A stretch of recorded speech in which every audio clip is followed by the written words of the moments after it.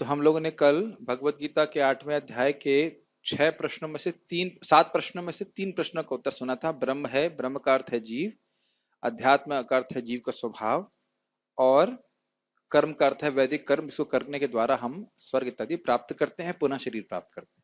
आज हम फिर आगे के 3 प्रश्नों का उत्तर सुनने का प्रयास करेंगे। कोई भक्त मेरे पीछे माइक पे बोलिए। भगवत गीता 8वां अध्याय श्लोक क्रमांक 4। अधिभूतं शरो भावाः अधिभूतं शरो भावा पुरुषश्चाधिदैवतम् पुरुषश्चादिदैवतम् अधियज्ञोऽहमेवात्र अधियज्ञोऽहमेवात्र देह देह देहे देह भृतांबर। देहदेहावृतां वरः। बहुत आसान है। अधिभूतम शरो भावः। अक्षर का मतलब जो कभी परिवर्तित नहीं होता। यह क्या था? अक्षरो ब्रह्म परमम, वह ब्रह्म था, वह जीव था, जीव कभी परिवर्तन नहीं होता। अब यहाँ कह रहे हैं अधिभूतम शरो भावा, जो परिवर्तनशील है उसको अधिभूत कहते हैं। कौन है वह? हमारा शरीर। हमारा शरीर नित्य परिवर्तनशील है या नहीं है? क्या इस समय हमारे नाखून बढ़ रहे हैं कि नहीं? बाल, कफ, कफ वगैरह भी सब जो भी शरीर का बना है, कफ वात पित्त, तो सब नित्य परिवर्तनशील है। हाँ, हाइट नहीं बढ़ती है, ठीक है। लेकिन अन्यथा अन्य वस्तु तो बढ़ रही है ना, ठीक है। तो ये है परिवर्तन है। तो अधिभूत, ये श्लोक बहुत आसान होगा। अधिभूत क्या है? हमारा स्थूल शरीर। क्या है अधिभूत? हमारा स्थूल शरीर दिखता है। आप मुझको नहीं देख पा रहे हैं, देख पा रहे हैं? आप मेरे आदि भौतिक शरीर अधिभूत को देख पा रहे हैं। अगर इतना भी समझेंगे तो बहुत बड़ी बात है। साहब आपने तो मेरा बड़ा सम्मान किया, बहुत बुरा बोला आपने मुझको, बहुत खराब कहा। तो अब वो किसको, किस पे आरोपित हो रहा है? अच्छा बुरा मान सम्मान किस पे हो रहा है? शरीर के ऊपर। यस, और शरीर से हम अपनी पहचान कर रहे हैं, इस कारण से दुख भोग रहे हैं। आदि देव कौन है? जरा पहले पहले पूरा बता देता हूँ। ओके, छोटा। तो जैसे कुछ गलत काम करते हैं, गलतियां करते हैं, तो हम करते हैं फिर हमारा शरीर करता है, मतलब देखिए, शरीर के माध्यम से हम करते हैं। मतलब शरीर जीवात्मा। अचेतन है, शरीर कुछ कर नहीं सकता जब तक जीव इच्छा ना करे। जो कुछ भी हम गलत करते हैं वो शरीर के माध्यम से करते हैं। शरीर से, मन से और वाणी से, ये यमदूत बताते हैं, जीव कुछ ना कुछ गलत कर्म करता ही रहता है और उसकी वजह से उसको फल भोगना पड़ता है। मतलब मतलब ये जो प्रश्न था कि क्या हर कोई व्यक्ति नरक जाता है? तो क्या उनके हिसाब से हाँ, हर जाता है, क्योंकि कोई ना कोई पाप तो होता ही रहता है शरीर से, मन से और वाणी से। कलयुग में मन के पाप नहीं माने जाते हैं, लेकिन होते रहते हैं। यस। तो प्रभु जी, हम जो मन से सोचते हैं उसको भी जीवात्मा से, जीवात्मा सोचती है तब वो मन सोचता है। देखिए, जीवात्मा जब तक एक्टिवेट ना करे तब तक मन चलायमान नहीं हो सकता। मन अपने आप में जड़ है, चाहे स्थूल शरीर हो चाहे सूक्ष्म शरीर हो, वो दोनों ही जड़ हैं। अगर आत्मा नहीं हो तो उनका कोई मतलब नहीं है। ऐसा नहीं कि आत्मा सोचती तो मन सोचता है। मन एक अद्भुत वस्तु है। वस्तुतः मन एक संस्कार की तरह है। संस्कार मतलब, संस्कार नहीं कहना चाहिए, जैसे हम लोग कुएं में आवाज दें, हरि बोल, तो उससे वापस आवाज आती है हरि बोल। तो मन में संस्कार जो बने हैं वही घूम घूम के वापस आ रहे हैं, और ऐसा लगता है कि हमारा मन बोल रहा है। आप उदाहरण बड़ा सटीक है। कुएं में आप बोलेंगे हरि बोल, तो आवाज आएगी हरि बोल, तो ऐसा लग रहा है कोई बोल रहा है, लेकिन वो वस्तुतः घूम की आवाज आपकी खुद की आ रही है। तो जो हमने अपने इंद्रियों से कार्य किए हैं, इसका संचालन मन के द्वारा होता है, उसमें मन की छाप पड़ जाती है, तो वही वो संस्कार ही वो बार बार आते रहते हैं। ये बातें हम पहले समझा चुके हैं, बड़ी गोह्य चीज है। कि हम मान लीजिए, किसी व्यक्ति ने कुछ गलत वस्तु खाई थी, उसका संस्कार मन में बना है। अब वो भक्ति कर रहा है तो उसको याद आ सकता है कि मैंने वो गलत वस्तु खाई थी। बहुत ध्यान दीजिएगा। लेकिन जीवात्मा जब उस संस्कार में अपनी इच्छा को मिलाता है तब वह काम का रूप में परिवर्तित होती। पहले इसको समझिए मैं क्या बोल रहा हूं। संस्कार मन में हो सकता है, लेकिन संस्कार जड़ वस्तु है। जब मैं अपनी इच्छा को उसमें मिलाता हूं कि संस्कार आ गया, अब मैं इसे खाऊंगा, मतलब मुझे दोबारा से संस्कार के अनुसार कार्य करना है, तब वह काम के रूप में परिणत होती है, जो जीव को भोग करने के लिए प्रेरित करता है। तो उसमें इसकी स्वेच्छा सम्मिलित है। इच्छा आई, या संस्कार मन में है, ठीक है, ध्यान नहीं दिया, तो वह काम के रूप में परिणत नहीं होती। ये हम लोग पहले ही बहुत पहले गीता में चर्चा कर चुके हैं, बड़ा सूक्ष्म चीज है। संस्कार होने मात्र से हम उसे करने के लिए बाध्य नहीं है। Does it make sense? मानते हैं बात? वह जब हम उसमें अपनी इच्छा को मिलाते हैं, इच्छा मिलाते हैं उस संस्कार में, उसे हमें वो चीज हमको प्राप्त करनी है, ध्यायते विषयान पुंस, उसमें ध्यान लगाते हैं। कौन ध्यान लगाता है? जीव लगाता है। तब वह काम के रूप में परिणत होता है। जायते विषयान पुंसा संगस्तेषु उपजायते, संगात संजायते कामः कामात् क्रोधो विजायते। तो मन, इसीलिए तो भगवान कह रहे हैं, क्योंकि मन, इंद्रियां शरीर से परे हैं, मन इंद्रियों से परे है, मन से परे बुद्धि है, बुद्धि से परे जीव है। वो अगर चाहे तो संयमित कर सकता है मन। दिन भर में सर में जितने भी मन में संस्कार होते हैं, अगर उसके हिसाब से चलने लग जाए हम तो पागल हो जाएंगे। ठीक है ना? तो ये जो अधिभूत है, ये क्या है? हमारा स्थूल शरीर है। और ये स्थूल हमें कैसे मिला था? हमारे पिछले सूक्ष्म शरीर के अनुसार। पुरुषश्चादि दैवतम, तो पुरुषश्चादि मतलब विराट पुरुष जो है, विराट पुरुष मतलब विराट भगवान के ये पूरे जगत को, जिसमें विभिन्न प्रकार के देवता हैं, सूर्य चंद्र वरुण इत्यादि, इनकी कल्पना की जाती है कि यह भगवान के विराट स्वरूप पे स्थित हैं। तो इसको अधिदेव कहते हैं। अधिदेव मतलब देवताओं की गवर्नमेंट, जो पूरे जगत को कंट्रोल कर रही है। सीधी अगर आसान शब्दों में कहूं तो अधिदेव समझ में आ गया। ये जो यूनिवर्सल ब्रह्मांडी ये सरकार है, जिसमें देवता मंत्री की तरह कार्य कर रहे हैं, इसको अधिदेव कहते हैं। आदिदैविक कष्ट समझते हैं जो देवताओं के द्वारा दिए जाते हैं। तो अब समझ में आदिदेव का रिलेशनशिप क्या है। अधिभूत भी आपने देखा था। अधिभूत का अर्थ क्या है? जो दूसरे जीवों के शरीरों द्वारा हमको कष्ट दिए जाते हैं, उसे आदि भौतिक कष्ट कहते हैं। समझ में आ रहा है? अधिभूत का मतलब क्या था? स्थूल शरीर। आदिदेव क्या हुआ? देवताओं की पूरी सरकार। और अधियज्ञ क्या है? अधियज्ञो हम अहम एव। अहम एव मतलब कौन बोल रहा है? श्लोक भगवान कृष्ण परमात्मा, ठीक है, मतलब भगवान कृष्ण बोल रहे हैं। तो परमात्मा बोलने से थोड़ा सा बोध नहीं होता कौन बोल रहा है। कृष्ण बोल रहे हैं, तो बोल रहे हैं अधियज्ञो अहम, अहम अधियज्ञो एव। क्या अर्थ हुआ उसका? मैं ही अधियज्ञ हूं। अहम एव अधियज्ञ। अस्थि नहीं जोड़ा जाता है हर बार, संस्कृत में पढ़े थे ना, अस्थि बहुत बार लोप हो जाता है। तो अहम एव अधियज्ञ का अर्थ क्या हुआ? मैं ही अधियज्ञ हूं, यानी इंद्र नहीं है, मैं ही यज्ञों का भोक्ता हूं। और अब कहां रहते हैं? तो कहते हैं देहे देह भरतांबर, मैं देह में ही रहता हूं। देह भरताम, देह को धारण करने वाले जीव की देह में ही मैं रहता हूं। अब इसका महत्व बहुत जबरदस्त है। यज्ञ क्या होता है और उससे अधियज्ञ का आपको अर्थ समझ में आएगा। यज्ञ मतलब वह क्रिया जिसके द्वारा भगवान संतुष्ट होते हैं। यज्ञ का अर्थ क्या है? इसके द्वारा भगवान संतुष्ट होते हैं। क्या इस समय मैं यज्ञ कर रहा हूं? आप सब लोग यज्ञ कर रहे हो? अग्नि कहाँ है? ये भक्तियों की क्रिया है, भगवत गीता की चर्चा है, तो यह यज्ञ है। कीर्तन यज्ञ कर रहे थे थोड़ी देर पहले हम लोग। आप लोग जो सुबह वो क्या कहते हैं, चटनी और क्या बनाया था आपने? उपमा बनाया था। तब आप लोग यज्ञ कर रहे थे कि ब्रेकफास्ट खा रहे थे? यज्ञ कर रहे थे। और आहुति कैसे कह रहे थे? आहा आहा स्वाहा नहीं होता है। यस, यज्ञ कर्म समुद्भवम, यज्ञ हमारे कर्मों से सम्यक रूप से उद्भवित होता है, प्रकट होता है। हमारे कर्म जब भगवान को समर्पित होते हैं तो उन्हें यज्ञ कहा जाता है। खाने के लिए अब मैं एक अग्नि पहले वाला। कंप्लीट कर लेता हूं। तो यानी जब आपको भगवान के लिए प्रसन्नता के लिए कार्य करना है, तो प्रश्न होगा कि भगवान तो हो सकता है बहुत दूर हो। तो भगवान क्या कह रहे हैं? देहे देह भ्रताम वर। अब समझ में आया इसका relationship? Krishna is in your heart as Adi Yagya, and he's ready to accept the offering which you are doing by his offering your activities to you, to him. इसलिए बोल रहे हैं आदि यज्ञ के रूप में भगवान हमारे हृदय में ही हैं। तो हम जो कार्य कर रहे हैं, भगवान देख रहे हैं ये मेरी प्रसन्नता के लिए है या दूसरे की प्रसन्नता के लिए, या अपनी इंद्र तृप्ति के लिए। क्या मेरी बात आपको समझ में आ रही है? कितना सुंदर फायदा है कि जो हमारी क्रियाओं को देखने वाला और उनका पुरस्कार देने वाला। यज्ञ के भोक्ता का अर्थ समझ लीजिए। यज्ञ का भोक्ता अर्थ है यज्ञ उनको समर्पित है और यज्ञ के फल देने वाले भी वही हैं। 5.29 में आप देखिएगा क्या श्लोक है? भोक्ता राम यज्ञ तपसाम, सारी तपस्या और यज्ञ के भोक्ता कौन है? भगवान कृष्ण।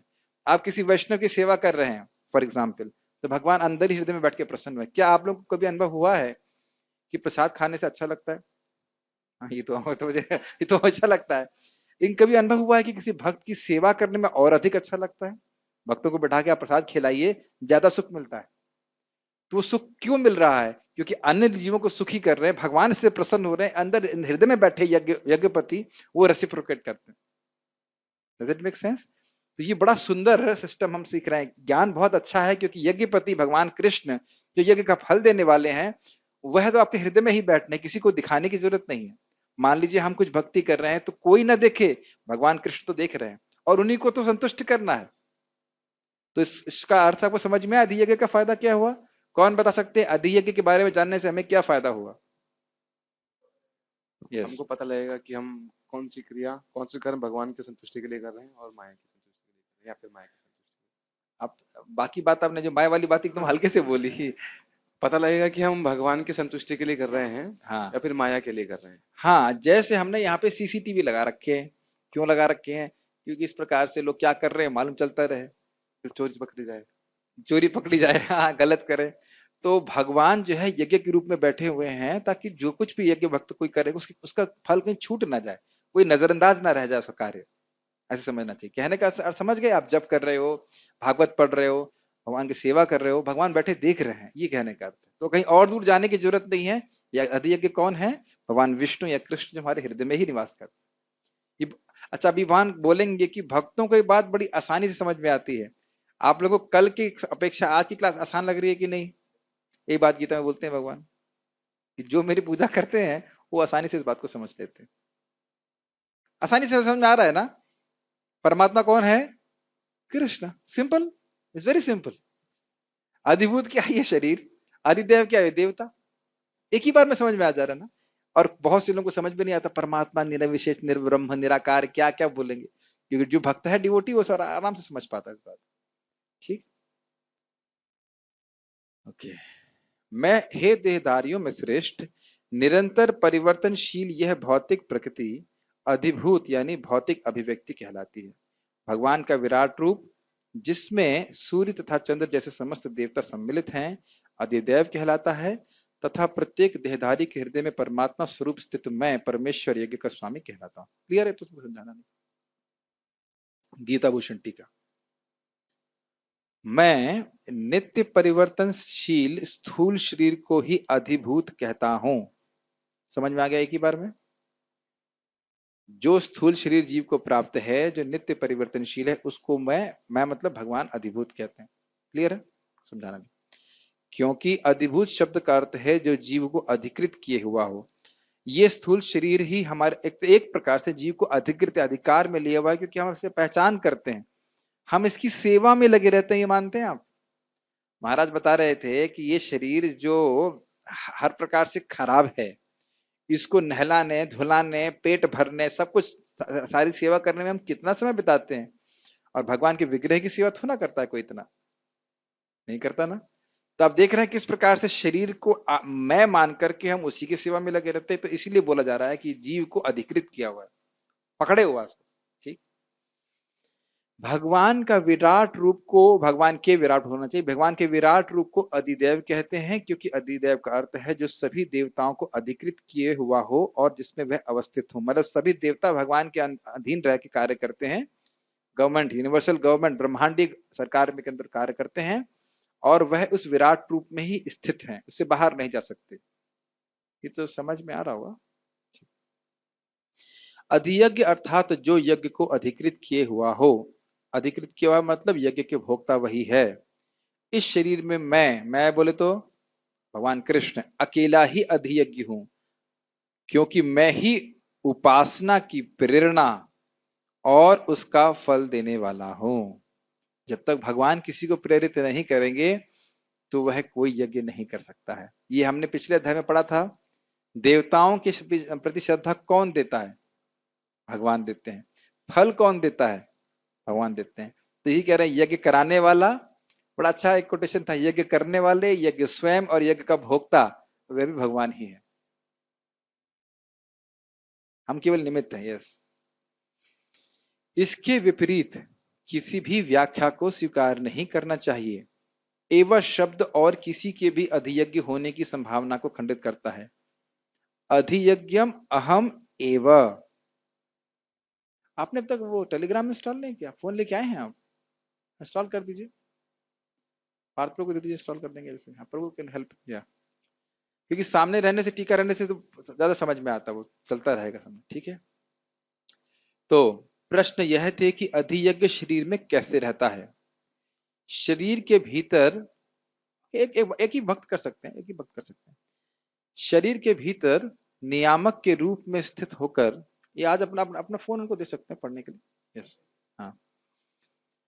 भगवान अधियज्ञ के रूप में कैसे रहते हैं? तो कह रहे हैं शरीर के भीतर नियामक के रूप में स्थित होकर एक प्रदेश मात्र के परिमाण में मैं रहता हूं और यज्ञ व अन्य कर्मों की प्रेरणा देता हूं। किस प्रकार रहते हैं? जैसे आप सभी लोगों ने प्रसाद ग्रहण किया है, हजम कौन कर रहा है? भगवान कर रहे हैं। और उसके बाद आंखों में देखने की शक्ति, कान में सुनने की शक्ति, वाणी में बोलने की शक्ति कौन दे रहा है? भगवान दे रहे हैं। कैसे दे रहे हैं? जीव हृदय के पास स्थित रहकर कुछ कार्य करने की इच्छा करता है। मैं बहुत बार समझा चुका हूं, फिर समझाता हूं। और भगवान, हमारे शरीर में एक शक्ति होती, से कहते हैं प्राण। प्राण शक्ति होती है। प्राण इज नॉट एग्जैक्टली वायु। प्राण केवल वायु नहीं है, आकाश, अग्नि और जल तत्व से बनता है। इसे प्राण कहते हैं। प्राण केवल ऐसे वायु को प्राण नहीं कहा जाता मात्र। ठीक है, तो जो ये प्राण शक्ति है, यह प्राण शक्ति सबसे पहले मन को, इंग्लिश में कहेंगे एक्टिवेट, कहेंगे हिंदी में कहेंगे क्रियान्वित करती है, और फिर मन इंद्रियों को क्रियान्वित करता है। इस प्रकार से भगवान हमारे शरीर को संचालित कर रहे हैं। ये समझ में आया या सब कुछ खिड़की के बाहर निकल गया? हम क्या करते हैं? पहले हम इच्छा करते हैं, फिर भगवान क्या करते हैं? प्राण को क्रियान्वित करते हैं। प्राण किसको क्रियान्वित करता है? मन को।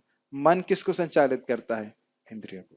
जैसे अभी आप जब सोओगे तो आप सोना चाहते हो, रात में सोना चाहते हैं, लेकिन नींद कैसे आती, ये किसी को नहीं पता। अब समझ में आ रहा है कैसे भगवान नियमित नियमित कर रहे हैं? कभी ऐसा हुआ है कि एग्जाम में आप खूब तैयार करके आए हो कोई प्रश्न, और दूसरे को भी बताया हो, और वो प्रश्न का उत्तर हम स्वयं भूल जाते हैं? अरे मैंने तेरे को बताया और मैं खुद ही नहीं करके आ पाया।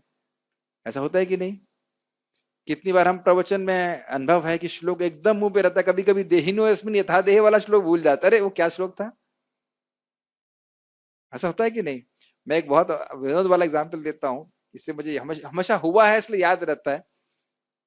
मैं इंडोनेशिया गया था, तो मैं सुबह उठा, हम लोग को एक बड़ा अच्छा रूम दिया गया था। जैसे बाथरूम में उठा तो मैं ब्रश, टूथपेस्ट की जगह जो वो होती है ना शेविंग क्रीम, वो उसमें लगाने लगा था। मैंने कहा फिर एकदम से मुझे किसी ने बोला ये क्या कर रहे हो? तो ये दिखा रहा है कि हर क्षण हम लोग भगवान पे आश्रित हैं, भौतिक कार्य करने के लिए भी। जब सुबह उठते हैं तो बाथरूम कहाँ है ये भी भगवान बताते हैं, वहां उधर बाथरूम में जाओ। इस प्रकार से हम लोग आश्रित हैं, पूरी तरह से नियामक है। ठीक है, भगवान प्रदेश मात्र, मतलब प्रदेश का मतलब जो कुछ 6 इंच ऐसा कुछ बोला जाता है, इतना एक साइज है भगवान का, परिमाण है, इतनी लंबाई में होते हैं। कोई कहता है अंगूठे के साइज, क्या अंगूठे के साइज हुआ? अंगुष्ठ मात्र, अंगूठे के साइज में भगवान हमारे हृदय में रहते हैं, और वह हमारे शरीर को नियमित करते हैं। क्रियान्वित मीन्स एक्टिवेट करते, एक्चुएट करते।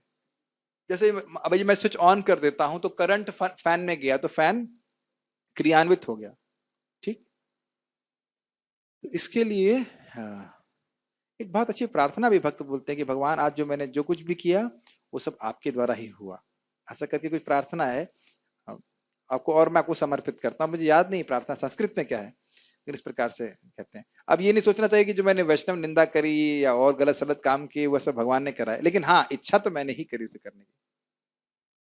ठीक है, प्रेरणा भगवान देते हैं।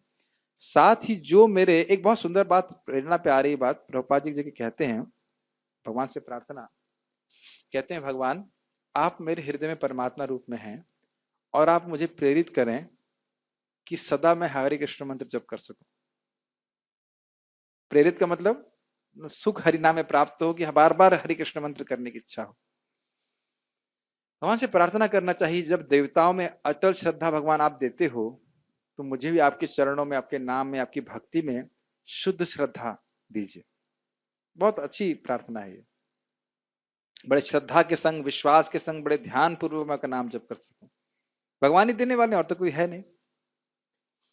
साथ ही जो मेरे दिव्य रूप की उपासना करता है वह बिना किसी कठिनाई के इन सातों शब्दों के अर्थ को समझ सकता है।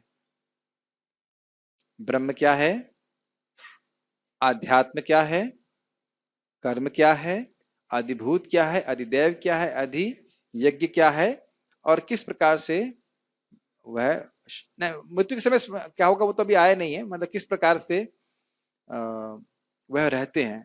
7 शब्द नहीं कहना चाहिए, 7 वाक्य कह लिया। सात मतलब 7वां प्रश्न ये होगा कि कैसे भगवान को जान सकते हैं। वह समझ पाता है कि ब्रह्म का अर्थ जीव है और भगवान ही वह अधियज्ञ है जिनका साक्षात्कार किया जाना चाहिए। और साथ ही वह समझता है कि संस्कार, संस्कार मतलब अध्यात्म, संस्कार बस अध्यात्म, संस्कार से स्वभाव बनता है। कर्म, स्थूल शरीर और विराट रूप, यह सभी त्याज्य हैं। बहुत सुंदर बात। इन सभी का अर्थ समझने का मतलब समझ रहे हैं। अर्थ समझने का मतलब है कि यह समझना कि मैं जीव हूं, भोगों में न पड़ूं। भगवान आदि यज्ञ, यहां समझ में आ गया, यज्ञ है मतलब उनकी प्रसन्नता के लिए कार्य करना है, उनको स्वीकार करना है। आपको याद है मैंने बताया था ना कि भगवान का कृपा से क्या होता है, दिव्य ज्ञान प्रदत्त होता है। और जब दिव्य ज्ञान होता है तब क्या होता है, उपासना होती है भगवान की। और जब उपासना होती है तो भगवान का साक्षात्कार होता है। जीव गोस्वामी जी की टीका हमने समझाई थी आपको, कोई बात नहीं। याद आ रहा है जब हमने बताया था कि नाहम प्रकाश सर्वस्य योग माया समावृतः। तो भगवान कृपा करते हैं तो उसका क्या लक्ष्य है, मतलब लक्ष्य नहीं, सिम्टम क्या बोलेंगे, लक्षण। लक्षण ये है कि व्यक्ति के हृदय में दिव्य ज्ञान होता है। दिव्य ज्ञान हुआ तो क्या मतलब हुआ, वह भगवान की सेवा करेगा, उपासना करेगा। उपासना करेगा तो क्या होगा, भगवान का अनुभव होगा। इसीलिए तो कलयुग में बोला गया है कि जो बहुत सुमेधा है, बुद्धिमान है, वे भगवान की पूजा कैसे करते हैं, संकीर्तन के माध्यम से, और इसके द्वारा भगवान के प्रेम को प्राप्त करते हैं। क्या ये बात सबको समझ में आती है? सबको नहीं आती है समझ में, यही बात। सब पे कृपा नहीं, इसलिए समझ नहीं पाते इस बात। आप भारत में किसी को बोलिए भी तो हाँ हाँ कलयुग केवल नाम आधारा, सुमर सुमर नर उतर ही पारा। लेकिन ये नर तो इधर ही रह जाता है, ना ना स्मरण करेगा ना बोलेगा, ये यही रहता है, खाली बोल देते हैं, लिप सर्विस। ठीक है, तो यानी समझने का अर्थ है जीव अपने स्वरूप को समझे, भगवान के स्वरूप को समझे और उनकी सेवा में लगे। और त्याज्य क्या कह रहे हैं, संस्कार त्याज्य हैं। अब मान लो बुरे संस्कार हैं तो उनके अनुसार चलना नहीं है। कर्म, कर्म त्याज्य है, समझ में आ रहा है।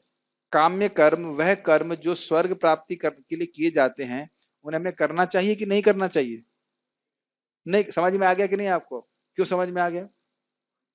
भगवान की कृपा है, भक्ति कर रहे हो, उसे समझ में आया कि स्वर्ग बहुत लंबे समय तक नहीं रहने वाला। ध्यान दीजिएगा, अगर हम भक्ति नहीं कर रहे होते और स्वर्ग जाने वालों का संग प्राप्त किए होते तो अभी हम लोग यज्ञ ही कर रहे होते। हाँ खैर अब तो वह भी प्राप्त नहीं होता है स्वर्ग जाने वाले लोग, लेकिन कदाचित मान लीजिए।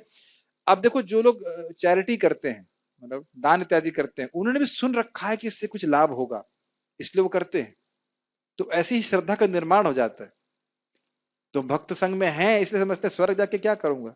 स्वर्ग तो कॉन्सोलेशन प्राइज है भक्ति करने। ये बात समझ में आ रही है? कर्म त्याज्य है, समझ में आया कि नहीं आया? ठीक। स्थूल शरीर त्याज्य है कि नहीं है? दोबारा शरीर में आना चाहते हैं? नहीं। जब तक इस शरीर में है भगवान की व्यवस्था से रहकर भगवान की सेवा करते हैं, बाकी हम भगवान के धाम जाना चाहते हैं। स्थूल शरीर अच्छा नहीं है, मानते हैं कि नहीं मानते? ऐसा एकदम चुप बैठे हो, हाँ ना ना ना, कुछ ऐसे लग रहा है खा ही नहीं खाना। स्थूल शरीर त्याज्य है कि नहीं? ठीक। भले ही हम इसको ऐसा नहीं कि हम सुसाइड कर लें, वह नहीं होता है, लेकिन उससे आसक्ति नहीं रहती। देखिए मैं सही बता रहा हूँ, मेरा खुद का अनुभव है। मैं जब मेरे को डेंगू हुआ था तो मुझे बिल्कुल लगा कि मैं सब शरीर छूट जाएगा। मैं कहा छूट जाने दो एकदम कोई आसक्ति नहीं लगा, छूट जाने दो, मरने दो। सनक सनातन प्रभु बता रहे थे गंगा जी में वो गए थे रिवर राफ्टिंग करने के लिए, तो डूब रहे थे। कहता था चलो ठीक है हो गया, कोई कोई घबराहट कोई डर कुछ नहीं, ठीक है हो गया चलो। ऐसा होता ना कि अरे ये फोन खो गया, कोई बात ठीक है नेक्स्ट। तो ऐसा लगता जरूर है कि भक्त लोग शरीर से ध्यान रख रहे हैं, रोक रहे हैं, लेकिन एक्चुअली भक्त उसमें आसक्त नहीं है। जैसे हम लोग ट्रेन की सीट में बैठे रहते हैं, हमको पता है सीट हमारी नहीं है, जब तक यात्रा करनी तब तक उस सीट पे बैठे। ठीक है, देखो उपमा को थोड़ा ही लेना चाहिए, नहीं किसी को बैठने वो उपमा नहीं लेनी चाहिए। बोल भी सकते हैं कि ये सीट हमारी है, लेकिन भक्त लोग भगवान में आसक्त रहते, सेवा में आसक्त रहते। ठीक है, त्याज्य मतलब ये डिजायरेबल नहीं है, ऐसा नहीं है कि विराट पर, तो बोलने तो दो मौका तो दीजिए। स्थूल शरीर समझ में आ गया, विराट रूप त्याज्य है मतलब पूरा जगत ही त्याज्य है। प्रभुपाद जी एक बहुत बड़े कूड़ेदान को देखे अमेरिका में, तो कहते हैं इस पूरे जगत को उस कूड़ेदान में डाल देना चाहिए। देखिए वो तो आध्यात्मिक जगत से आए हैं, वो आध्यात्मिक जगत के सुख का अनुभव करते हैं। एक उदाहरण दिया जाता है कि अगर किसी व्यक्ति के पास बहुत सारी कामधेनु गाय हो, उसकी एक बकरी मर जाए तो वो क्या रोएगा? चेतन चेतावनी उदाहरण है। बहुत सारी कामधेनु गाय हो, हाँ मर गई, एक बकरी मर गई तो क्या बकरी, क्योंकि उसको बकरी को भी अजा कहा जाता है और माया को भी अजा कहा जाता है। तो माया का पूरे पूरे ब्रह्मांड नष्ट हो जाए तो भगवान को कोई कष्ट नहीं है, एक जीव वापस आ जाए बड़े प्रसन्न होते। एक जीव भी कृष्ण को स्वीकार कर ले तो भगवान उसको अपनी विजय मानते हैं। प्रभुपाद जी तात्पर्य में समझाते हैं, एक जीव भी भगवान भगवत धाम चला जाए आगे की बात छोड़िए, भक्ति स्वीकार कर ले तो भगवान उसको अपनी विजय मानते हैं। इसीलिए हमको ये सब बातें बार बार सुनना चाहिए, तब हमको समझ में आएगा कि लोगों को भगवान की भक्ति देने का करने का मौका देना भी बहुत बड़ी सेवा, सबसे बड़ी सेवा है। सबसे बड़ी सेवा क्या है? लोगों का भगवान कृष्ण में श्रद्धा जागृत करना, शास्त्रीय श्रद्धा, लौकिक श्रद्धा नहीं। तात्पर्य पढ़िए, कौन पढ़ना है? अनुपम कृष्ण प्रभु कौन पढ़ेगा? एनी बड़ी, जस्ट हिंदी नहीं ठीक पढ़ते हो, हाँ पढ़ो। यह यह भौतिक प्रकृति निरंतर परिवर्तित होती रहती है। सामान्यतः भौतिक शरीरों को 6 अवस्थाओं से निकलना होता है। वे उत्पन्न होते हैं, बढ़ते हैं, कुछ काल तक रहते हैं, कुछ गौण पदार्थ उत्पन्न करते हैं, क्षीण होते हैं और अंत में विलुप्त हो जाते हैं। ये दिख रहा है, शर मतलब निरंतर परिवर्तनशील। ठीक है, यह भौतिक प्रकृति अधिभूत कहलाती है। यह किसी निश्चित समय में उत्पन्न की जाती है और किसी निश्चित समय में विनष्ट कर दी जाती है। परमेश्वर का विराट स्वरूप की धारणा जिसमें सारे देवता तथा उनके लोक सम्मिलित हैं अधिदैव कहलाती है। प्रत्येक शरीर में आत्मा सहित परमात्मा का वास होता है जो भगवान कृष्ण का अंश स्वरूप है। यह परमात्मा अधियज्ञ कहलाता है और हृदय में स्थित होता है। इस श्लोक के प्रसंग में एव शब्द अत्यंत महत्वपूर्ण है, क्योंकि इसके द्वारा भगवान बल देकर कहते हैं कि परमात्मा उनसे भिन्न नहीं है। यह परमात्मा प्रत्येक आत्मा के पास आसीन है और आत्मा के कार्यकलापों का साक्षी है तथा आत्मा की विभिन्न चेतनाओं का उद्गम है। ये थोड़ा समझिए, विभिन्न चेतनाओं का उद्गम है। जो जीव इस जगत में कार्य कर रहा है उसका संस्कार मन में पड़ता है और उसकी चेतना पे संस्कार पड़ते हैं। तो ये सारा कुछ संस्कार पड़ना, उसके अनुसार चेतना का दूषित होना, चेतना का प्रभावित होना, ये सब कुछ कौन करवा रहा है? भगवान करा रहे हैं। तो उस प्रकार की चेतना, उस प्रकार की श्रद्धा, वो प्रेरणा ये भगवान ही देते हैं। अगर आप किसी को भक्ति के बारे में बताओ, उसको नहीं समझ में आ रहा है, तो मतलब भगवान उसको प्रेरणा नहीं दे रहे। जब नित्यानंद प्रभु और हरिदास ठाकुर जी को प्रचार करने के लिए कहा गया, तो उन्होंने कहा कि कुछ लोग उनको कहते थे, अरे बहुत अच्छे साधु हैं, आइए प्रसाद पाइए। दूसरे लोग कहते हैं, मुझे लगता है ये लोग चोर हैं, ये हमारे घर की सेंध मारने आए हैं, सेंध लगाने के लिए आए, खो खो लेने के लिए आए। खो समझते हैं? खो का मतलब होता है कि खोज लेने के लिए कितने लोग हैं, क्या क्या कैसे कैसे हम रात में चोरी कर सकते हैं। बताइए, नित्यानंद प्रभु और हरिदास ठाकुर जी पे इस प्रकार का आक्षेप हो रहा, कार्य वही कर रहे हैं। जारे देखो तारे कहो कृष्ण उपदेश। तो नित्यानंद प्रभु बहुत अच्छा कहते हैं, देखिए भगवान ने हमको आदेश दिया है प्रचार करने का, तो हम उनकी बात को प्रस्तुत करेंगे। अब सामने वाला स्वीकार नहीं करता है और इससे उसको कोई अपराध लगता है या कुछ भी होता, तो वह उसके और भगवान के बीच में। हम भगवान की वाणी को यथावत प्रस्तुत करें, अब भगवान उनको प्रेरणा दे, वो तुरंत समझ लें या बिल्कुल ना समझें या बिल्कुल गुस्सा हो जाए। भक्त कब भगवान को प्रसन्न करेगा? अनु, क्या था वो शब्द यूज किया था? अनु कीर्तन, अनुवर्णन, अनुवर्णन करे। भगवान का निरंतर वर्णन करे और जैसा पूर्ववर्ती आचार्यों ने भगवान के बारे में बताया वैसा प्रस्तुत करे, फिर भगवान बहुत प्रसन्न होते हैं। क्योंकि कम से कम मौका आप सही दे रहे हो जीव को, वो समझ ना पाए अपने संस्कार की वजह से आगे की बात है, समझ रहे हैं, लेकिन हमें उसमें ज्ञान में परिवर्तन नहीं करना चाहिए। ठीक, इससे भगवान हमसे प्रसन्न होते हैं। यस, यह परमात्मा प्रत्येक आत्मा को मुक्त भाव से कार्य करने की छूट देता है और उसके कार्यों पर निगरानी रखता है। समझिए, जीव ने मान लीजिए मांस खाने की इच्छा करी तो भगवान सारी व्यवस्था करते हैं, भगवान मना नहीं करेंगे और देखेंगे तुमने ये कार्य किया है, अच्छा अब तुमको आगे जाकर के इस प्रकार से भोगना पड़ेगा, एकदम चुप रहते हैं। ये बताइए जब हम भक्ति में नहीं आए थे भगवान कुछ बोलते थे आपको कि कोई बुरा कार्य मत करो? कभी नहीं। और आप भक्ति में आ जाएंगे तो उसके बाद भगवान जोर जोर से बोलने लगते हैं, हे ये क्यों कर रहे हो, सुना नहीं तो तुमने क्लास में क्या, सुना नहीं तो तुमने क्लास में क्या कर रहे हैं? भक्त अगर भोग भी करता है, गलत कार्य भी करता है तो भगवान बहुत जोर से बोलते हैं, बोलते हैं कि नहीं बोलते हैं? तभी भक्त को बाद में लज्जा भी होती है, अरे मैंने ऐसे गलत कार्य कैसे कर दिया।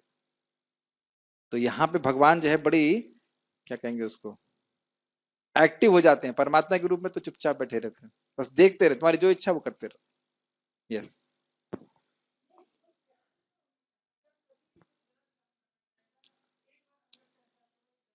हाँ, भक्ति में आते हैं तो भगवान की बात सुनने की आदत पड़ जाती है और उससे पहले व्यक्ति सुनता नहीं है भगवान की बात। कुछ कुछ चेतना रहती, भगवान बताते हैं, लेकिन जितना जितना वो रजोगुण और तमोगुण में आच्छादित हो जाता है उतनी मात्रा में भगवान की बात सुनने के लिए वो अक्षम भी हो जाता है। और भक्ति में जैसे जैसे हम आगे बढ़ते हैं, मान लीजिए कुछ आपने अच्छा कार्य या अच्छा विचार सोचा भी तो आप तुरंत समझ जाएंगे ये मैं नहीं था, ये तो भगवान कृष्ण ने विचार दिया, ये मैं कैसे कर सकता था, तो भगवान ने मेरे को बुद्धि दी, एकदम कुछ स्पष्ट समझ में आता है। माइक पे बोलिए। से समझ सकते हैं, जैसे आप एक चैप्टर 3 में पढ़ाए थे हाँ, कि 3 अग्नि में धुआं होता है तो फिर उसका ताप महसूस होता है, फिर मिरर पे धूल होता है वह नहीं, और देखिए फिर वह गर्म अलग था, में वह काम के संबंध में था, किस प्रकार से जीव जो है जीव के ज्ञान को काम विभिन्न अवस्थाओं में ढकता है, वह अलग अवस्था में था। यहाँ ये बात आ रही है कि जीव हृदय में इच्छा करता है, परमेश्वर भगवान उसको निगरानी करते, जो इच्छा है उसके कर्मानुसार पूर्ण कर देते। यस, परमेश्वर के इन विविध स्वरूपों के सारे कार्य उस कृष्ण भावना भावित भक्त को स्वतः स्पष्ट हो जाते हैं जो भगवान की दिव्य सेवा में लगा रहता है। मैं समझता हूँ कि इस श्लोक को समझने में आप लोगों को कोई कठिनाई हो रही है क्या? बड़ी आसानी से समझ में आ रहा है ना? क्योंकि भगवान की बातों में सहज श्रद्धा है, भगवान परमात्मा के रूप में है, समझ में आता है कैसे मेरे कार्य को क्रियान्वित कर रहे हैं, समझ में आता है, यही बात बोल रहे हैं। यस, अधिदेव नामक भगवान के विराट स्वरूप का चिंतन उन नव दीक्षितों के लिए है जो भगवान के परमात्मा स्वरूप तक नहीं पहुंच हाँ, पाते। ये दूसरे स्कंद में आया भागवत के कि जो व्यक्ति भगवान के दिव्य स्वरूप की सेवा नहीं कर सकता, कृष्ण बलराम गौर निताई राधे श्याम की, वह ये कल्पना करता है कि पूरा जो विराट जगत है उसके विभिन्न ग्रह भगवान के विभिन्न अंग हैं, भगवान का वैसा स्वरूप नहीं है, भगवान का स्वरूप पूरी तरह चिन्मय है, लेकिन क्योंकि वह किसी आध्यात्मिक वस्तु की कल्पना नहीं कर सकता, इस कारण से उसको प्रारंभ में भगवान के विराट रूप की धारणा करने के लिए बोला जाता है। ओके, यस, अतः उन्हें परामर्श दिया जाता है कि वे उस विराट पुरुष का चिंतन करें जिसके पांव अधोलोक हैं, जिसके नेत्र सूर्य तथा चंद्र हैं और जिसका सिर उच्च लोक है। और आप देखिए अगर मैं आपको बोलता हूं ऐसा करने के लिए तो बहुत कठिनाई होगी। मैं बोलूंगा हरे कृष्ण मंत्र जपो तो हम कर सकते हैं, कीर्तन करो कर सकते हैं, तो ये उच्च चेतना को द्योतित करता है, मतलब इंडिकेट करता है, इंगित करता है। तो जो व्यक्ति की निम्न चेतना है वो इस प्रकार से नहीं समझ पाएगा। एक मुझे, मैंने तो जानता नहीं, लेकिन एक हमारे सर बता रहे थे कि एक उनको माता जी मिली और माता जी को 11वां अध्याय बड़ा पसंद था जहां भगवान अपना विराट रूप दिखा रहे हैं। तो श्याम सुंदर रूप पे है अपने मन को केंद्रित नहीं कर सकती, जब भगवान बड़ा बड़ा दिखाते हैं कि मैं विराट रूप में ऐसे प्रस्तुत हो रहा हूँ तो कुछ भक्तों को अच्छा लगता है। तो अब देखिए दोनों की चेतना का कारण कौन है? भगवान है। एक भक्त जो प्रेम से भगवान की सेवा करना चाहता है तो भगवान के दिव्य रूप पे ध्यान आकर्षित कर, उसको स्वतः ध्यान आकृष्ट होता है। और जो थोड़ा निम्न चेतना का व्यक्ति है वो विराट रूप पे ध्यान कर सकता है। अब इसका मतलब ये नहीं कि वो पूरा कर्मी है, लेकिन उसकी चेतना उतनी विकसित नहीं। विराट रूप शाश्वत तो नहीं है, विराट रूप तो मतलब जब तक ब्रह्मांड की सृष्टि हुई उसमें जो विभिन्न ग्रह लोक हैं उनपे उनको माना जा रहा है। एक्चुअली एक तरह से इमेजिनरी है, ग्रह सब कुछ है, चंद्र इत्यादि सब कुछ है, लेकिन यह कल्पना करना कि भगवान के अंग हैं, ये एक प्रकार से ये मनोमय रूप है, ये वास्तविक रूप नहीं है। ये आप प्रथम स्कंद के 3रे अध्याय में आप उसको पढ़ सकते हैं। प्रकट अप्रकट नहीं कह सकते, ना ना ना ना ना, प्रकट अप्रकट आप कृष्ण के संबंध में होता है। यहाँ पे हमेशा रहता है, विराट रूप हमेशा जगत में रहता है जब तक ब्रह्मांड की सृष्टि रहती है। जब ब्रह्मांड समाप्त तो विराट रूप समाप्त। ये ब्रह्मांड की सरकार तो तभी तक है ना जब ब्रह्मांड जब तक है, उसके बाद समाप्त। ठीक, सृष्टि जब होती है तभी। तो हमने एक चार्ट बनाया है तो आपको याद हो जाए, ताकि अधिभूत माने स्थूल शरीर, अधियज्ञ माने भगवान का विराट रूप जिसमें सारे देवता रहते हैं, अधियज्ञ मतलब भगवान कृष्ण स्वयं। ओ वो सॉरी, गलत बोल, इसमें गलत टाइप हो गया। अधि अधिदैव होना चाहिए। ठीक ठीक, इसका मतलब आप समझ गए हैं। ठीक है ठीक।